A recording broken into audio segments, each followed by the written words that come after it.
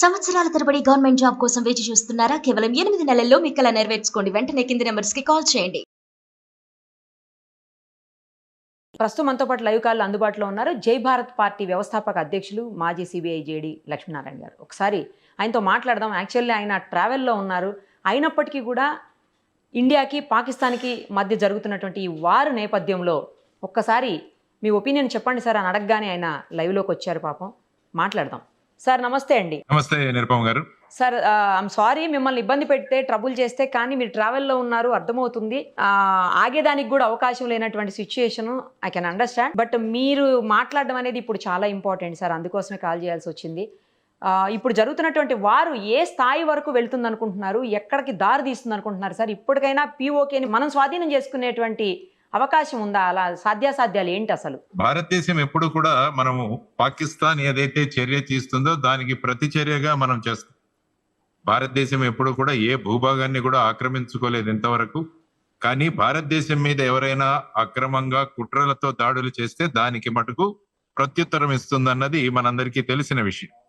So ఇప్పుడు కూడా చూసుకుంటే పెహల్గాంలో జరిగిన అటాక్ ఏదైతే వాళ్ళు చేశారో దానికి ప్రత్యుత్తరంగా ఆపరేషన్ సింధూర్ అన్నది ఏర్పాటు చేసి వారి కేవలం ఉగ్ర కార్యాలయాలు ఏవైతే ఉన్నాయో, ఉగ్ర ప్రశిక్షణ కేంద్రాలు ఏవైతే ఉన్నాయో వాటిని టార్గెట్ గా భారతదేశం చేసింది. ఆ తరువాత దానికి సమాధానంగా పాకిస్తాన్ ఏం చేసిందంటే మన బార్డర్ ఏరియాలో ఆర్టిలరీ షెల్లింగ్ చేసి నిష్పాపులైన మన పౌరుల్ని పట్టణ పెట్టుకుంది. 15 మందిని ఆ విధంగా చేయడం, ఆ తర్వాత ఒక 45 మంది గాయాలయ్యారు. సో దీనికి ప్రతిచర్యగా భారతదేశం, ఎందుకంటే అంతకు ముందు ఆపరేషన్ సింధూర్ లో ఎక్కడా కూడా ప్రజలకు నష్టం కలగకుండా, మిలిటరీ ఎస్టాబ్లిష్మెంట్ కు నష్టం కలగకుండా భారతదేశం ప్రవర్తించింది.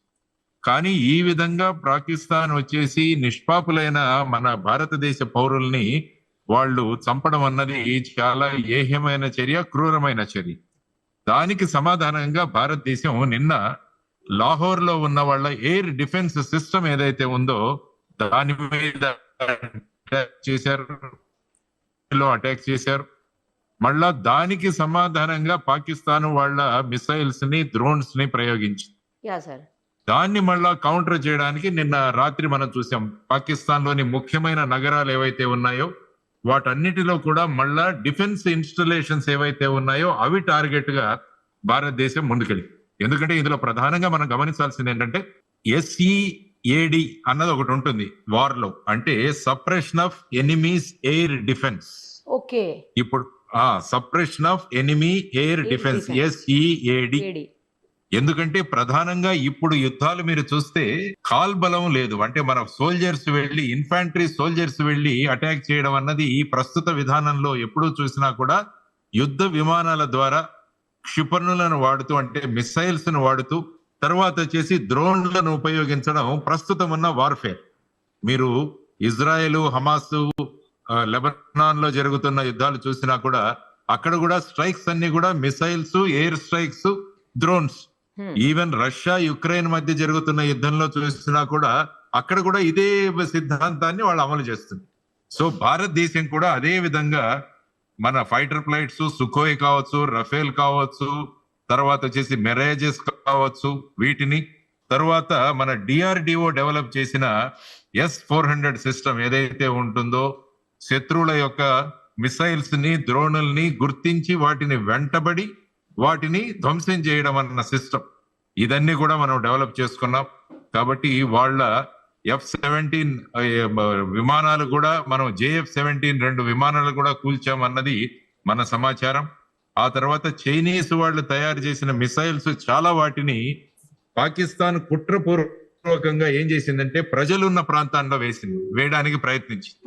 అంటే సివిలియన్ క్యాజువాలిటీ కోసం, అంటే మన డిఫెన్స్ ఎస్టాబ్లిష్మెంట్ కోసం కాదు, కానీ సివిలియన్ ఎస్టాబ్లిష్మెంట్స్ మీద, ప్రజల మీద వేయడానికి చేస్తే వాటన్నిటిని కూడా సక్సెస్ఫుల్ గా మనం చేయగలిగాం. సో ఇందులో ప్రధానంగా మనం అభినందించాల్సింది మన డిఫెన్స్ ఫోర్సెస్. ఏ విధంగా అత్యంత యాక్యురసీతో ఒక్క మిసైల్ కూడా భారతదేశానికి చేరకుండా ఆ విధంగా ఆకాశంలోనే వాళ్ళు దాన్ని కొట్టేసి వాటిని కూడా నిర్వీర్యం చేశారు. ఇది మన డిఫెన్స్ ఫోర్సెస్ యొక్క యాక్యురసీ. తర్వాత ముఖ్యంగా మనం ఉపయోగించిన ఆకాశ్ మిసైల్స్ ఏవైతే 45 నుంచి 60 కిలోమీటర్ల రేంజ్ లో మనం ఉపయోగించామో, మళ్ళా ఒక్కసారి డాక్టర్ అబ్దుల్ కలాం గారిని గుర్తు తెచ్చుకోవాలి మనం ఈ సందర్భంలో. ఎందుకంటే ఆయన మనకు అగ్ని, నాగ్, ఆకాశ్ ఇలాంటి ఎన్నో మిసైల్స్ ఆయన తయారు చేసిన మహానుభావుడు. సో ఆయన తయారు చేసిన మిసైల్స్ ఈ రోజు ఎంత చక్కగా మనకు ఉపయోగపడ్డాయంటే ఇవన్నీ కూడా మనం మాట్లాడుకోవాలి. తర్వాత వీటిని ముందు నేనున్నానన్న భరోసా ఇస్తున్న మన ప్రధాని గారు నరేంద్ర మోడీ గారు. ఎందుకంటే ఆయన ఒక్క రోజు కూడా విశ్రాంతి తీసుకోకుండా ఆయన విదేశీ పర్యటనలు చేస్తుంటే కొంతమంది దాని మీద కూడా వ్యాఖ్యానించారు.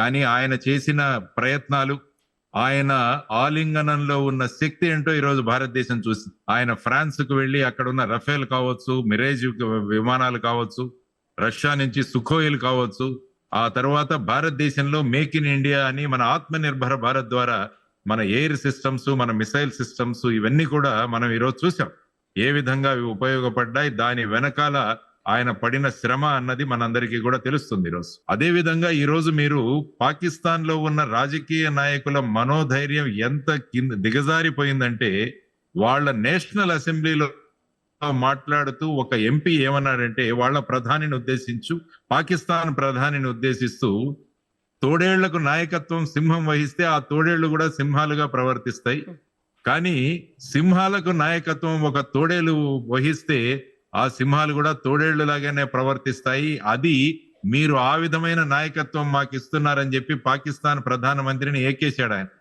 నేషనల్ అసెంబ్లీలో. ఆయన ఏమన్నాడంటే, భారత ప్రధాని నరేంద్ర మోడీ గారి పేరు మాట్లాడడానికి కూడా మీకు భయం, ఆ విధంగా మీరేం ప్రధాని అన్నట్టుగా మాట్లాడారు. కాబట్టి ఒకవైపు రాజకీయ యంత్రాంగం, తర్వాత ప్రధానమంత్రి, ఇతర మంత్రులు, ఆ తర్వాత డిఫెన్స్ ఫోర్సెస్ టోటల్ గా డిమారలైజ్ అయిపోయి ఉన్నాయి ఇప్పుడు పాకిస్తాన్. సో భారతదేశం కూడా ఆచితూచి అడుగులు వేస్తోంది. ఈ రోజు రాజ్నాథ్ సింగ్ గారు చీఫ్ ఆఫ్ డిఫెన్స్ స్టాఫ్, తర్వాత ముగ్గురు చీఫ్స్ తో మాట్లాడారు, జనరల్, ఎయిర్ చీఫ్ మార్షల్, తర్వాత అడ్మిరల్, వీరి మీటింగ్ పెట్టారు. ఆ తర్వాత వారు ఇప్పుడు నరేంద్ర మోడీ గారిని కలవడానికి వారు వెళ్తున్నట్టుగా మనకు న్యూస్ వస్తోంది.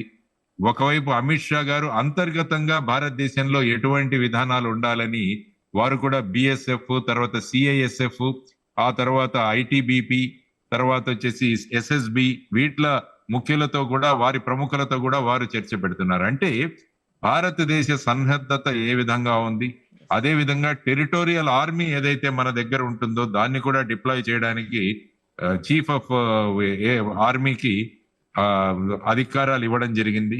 సో ఈ విధంగా చూసుకుంటూ పోతుంటే భారతదేశం it is leaving no stone unturned. కాబట్టి ఎక్కడెక్కడైతే భారతదేశానికి ఈ దుర్మార్గులు ఏ విధంగా వాళ్ళు ప్రయత్నం చేస్తారో దాన్ని మనం రివ్యూ చేసుకుంటూ, భారతదేశం యొక్క అప్పర్ హ్యాండ్ ఏదైతే ఉందో, భారతదేశం యొక్క సుప్రీమసీ ఏదైతే ఉందో దాన్ని మన డిఫెన్స్ ఫోర్సెస్ ఈ రోజు చూపిస్తున్నాయి. కాబట్టి ఆ విధంగా మనం మన ఆర్మ్డ్ ఫోర్సెస్ కి ధన్యవాదాలు తెలియజేయాలి. వారి వెంట నిలబడుతూ పూర్తి భరోసా వాళ్ళకిస్తూ, వారికి పూర్తి ఆపరేషనల్ ఫ్రీడమ్ ఇచ్చిన మన ప్రధానమంత్రి గారిని కూడా, ఆ తర్వాత వీటన్నిటి వెనకాల ఉన్న గొప్ప సూత్రధారి, గొప్ప స్ట్రాటజిస్టు మన ఎన్ఎస్ఏ అజిత్ డోవల్ గారు. 80 ఏళ్ల వయస్సు, ఆల్మోస్ట్ 80 ఏళ్ల వయస్సు. ఆ వయస్సులో కూడా ఎంత క్షుణ్ణంగా శత్రువును గమనించి వారిని ఏ విధంగా దెబ్బతీయాలి అన్న అద్భుతమైన ప్రణాళిక రచన చేసే అజిత్ డోవల్ గారికి కూడా మొత్తం భారతదేశం ఆయనకు salute. We should salute Ajit Doval గారు అన్నది మనం భారతదేశం అంటే ఏంటి అన్నది మనం చూపిస్తున్నాము. ఇది కేవలం పాకిస్తాన్ కు మాత్రమే కాదు, ప్రపంచానికి కూడా భారతదేశం అంటే ఏంటి అని తెలుస్తోంది. అది చాలా ముఖ్యమైన విషయం. సో వాట్ ఈజ్ ఇండియా అంటే, భారతదేశాన్ని మతాల పేరు మీద విడదీయడానికి ప్రయత్నం చేసిన పహల్గావ్ అటాక్ లో భారతదేశం మేమంతా కూడా ఒకటే అన్న నినాదంతో ప్రజలు కూడా స్పందిస్తున్నారు. ఆ విధంగా మన ఆర్మ్డ్ ఫోర్సెస్, మన ప్రధానమంత్రి గారు, మిగతా మంత్రులు వీరందరూ కూడా బ్రహ్మాండంగా మనం ముందుకు వెళుతున్నాం. మన ఎక్స్టర్నల్ అఫైర్స్ మినిస్టర్ జయశంకర్ గారు, తర్వాత ఫైనాన్స్ మినిస్టర్ నిర్మలా సీతారామన్ గారు కూడా వారి పరిధిలో ఏ విధంగా పాకిస్తాన్ ని ఒక ఉగ్రవాద దేశంగా ప్రొజెక్ట్ చేయడంలో జయశంకర్ గారు కృతకృతులయ్యారు. అదే విధంగా పాకిస్తాన్ మీద ఆర్థిక పరంగా ఎలాంటి నిర్బంధనలు పెట్టాలని నిర్మలా సీతారామన్ గారు కూడా వారు ముందుకు వెళుతున్నారు. ఇది టీం వర్క్ అంటే. Correct team work, correct. Team work ఎలా జరుగుతుందంటే టీం నాయకుడి మీద టీం వర్క్ ఆధారపడి ఉంటుంది. మన టీం నాయకుడు ఏదైతే లీడర్ ఉన్నారో నరేంద్ర మోడీ గారి అద్భుతమైన నాయకత్వంలో దేశం బ్రహ్మాండంగా ముందుకు వెళుతోంది అన్నది నా రియాక్షన్. మీరు పిఓకే గురించి అడిగారు, పాక్ ఆక్యుపైడ్ కాశ్మీర్ గురించి ఇప్పుడు ఏమి చేయాలి, వేచి చూద్దాం. ఖచ్చితంగా అంతర్గతంగానే పిఓకేలో ఒక సివిల్ వార్ రాబోతుంది. ఎందుకంటే వీరి ప్రవర్తన ఇది చూసి అక్కడ పిఓకేలో ఉన్న ప్రజలు, అక్కడ ఉన్న ఉగ్రవాదుల భయానికి వాళ్ళు ఏమీ మాట్లాడడం లేదు. కానీ ఈ ఉగ్రవాదులను ఏరి పడేస్తే వారి గొంతుకలు బయటకు వస్తాయి. వారంతకు వారే మేము పాకిస్తాన్ లో ఉండం, భారతదేశంలో మమ్మల్ని కలుపుకోండి అని వచ్చే రోజు మనం త్వరలోనే ఉంది. ఎగ్జాక్ట్లీ సార్, కరెక్ట్ చెప్పారు. ఆ తర్వాత మీరు చూసుకుంటే లాహోరు, సింధు, తర్వాత వచ్చేసి ఖైబర్ పఖ్తూనిస్తాను, తర్వాత వచ్చేసి గిల్గిట్ బల్టిస్తాను, బలూచిస్తాన్, ఇలా 5 ప్రాంతాలలో సివిల్ వార్ వచ్చి త్వరలో అందరూ కూడా మేము భారతదేశంలో కలిసిపోతామన్న రోజు త్వరలో రాబోతుంది. మనం ఏదైతే అఖండ భారత్ ఏదైతే మాట్లాడుతున్నామో అది కూడా సాక్షాత్కరిస్తుంది త్వరలో అన్నది మనం నేర్చుకోవాల్సిన అంశం. ఎందుకంటే వాళ్ళ నుంచి రావాలి. మేము భారత్ లో కలిసిపోతామన్నప్పుడు మనం ఆక్యుపైడ్ చేసుకోవడం వేరు, వాళ్ళు వచ్చి మనల్ని కలుపుకోండి అనడం వేరు. కాబట్టి రెండవ దీనికోసం భారతదేశం ఎదురు చూస్తుంది. ఎప్పుడైతే వాళ్లే కలిసిపోతామంటే వాళ్ళు సంపూర్ణంగా భారతదేశంలో కలిసిపోయి జీవన విధానం కూడా మార్చుకుంటారు. మనం బలవంతంగా చేసుకుంటే ఆల్మోస్ట్ అక్కడ నుంచి ఎప్పుడు కూడా మనం వాళ్ళని ఎదుర్కోవాల్సి వస్తుంది. కాబట్టి ఈ వ్యూహంతో భారతదేశం ముందుకు వెళుతోందని నేను అనుకుంటాను. కాబట్టి అలా ముందుకు వెళదాం. అది నిరుపమ గారు, that is my reaction. Final గా ఒక్కటే క్వశ్చన్ సార్, ఏంటంటే 2 మహిళలతోటి ఆపరేషన్ సింధూర్ స్టార్ట్ చేశారు, అది అలా కొనసాగుతూ సక్సెస్ఫుల్ గా ముందుకు పోతోంది. మరోవైపు అసలు మొత్తం ప్రపంచం అంతా కూడా ఏం జరగబోతోందని వెయిట్ చేస్తోంది. కొద్ది రోజుల్లోనే పాకిస్తాన్కి సంబంధించినటువంటి ఆర్థిక వ్యవస్థ కూడా డ్రాప్ అయిపోతుంది అని చెప్పేసి అందరూ మాట్లాడుతున్నారు సార్. డెఫినెట్, ఎందుకంటే వాళ్ళ దగ్గర ఉన్నది 15 బిలియన్లే. ఇప్పుడు ఒక మాక్సిమం 10 రోజులకు వస్తుంది. ఆ తర్వాత అందుకనే వాళ్ళు ఐఎంఎఫ్ దగ్గర నుంచి ఎలాగైనా సాధించాలని వాళ్ళు ఇస్తున్నారు. కానీ భారతదేశం వాళ్ళు FATF లో వాళ్ళను అప్పు తీసుకోవాలి బయట నుంచి అన్నట్టు చూస్తున్నారా? అప్పు తీసుకోండి. అప్పు ఎవరికి ఇస్తారంటే వాడు తిరిగి చెల్లిస్తారన్న వాడికి అప్పు తీస్తారు. కరెక్ట్ సార్, అవును. వీడు అసలు ఉంటాడా లేదా అన్నది లేదు. కాబట్టి ఇలాంటి వాళ్ళకి అప్పు ఎందుకు ఇస్తారు? తర్వాత భారతదేశం కూడా financial action task force FATF లో కూడా దీన్ని గ్రిలో పెట్టండి అని చెప్పి కూడా బ్రహ్మాండంగా మనం ముందుకు తీసుకెళ్తున్నాం. కాబట్టి రేపు అప్పు పుట్టదు. శ్రీలంకలో ఏదైతే చూసామో ఆ విధమైన అంతర్గత సంక్షోభం పాకిస్తాన్ లో రాబోతుంది. అప్పుడు శ్రీలంకలో వాళ్ళ ప్రెసిడెంట్ ఇళ్లకు కానీ ప్రైమ్ మినిస్టర్ ఇళ్లకు ఏ విధంగా ప్రజలు వెళ్లారో ఆ స్థితిలో పాకిస్తాన్ రాబోతోంది.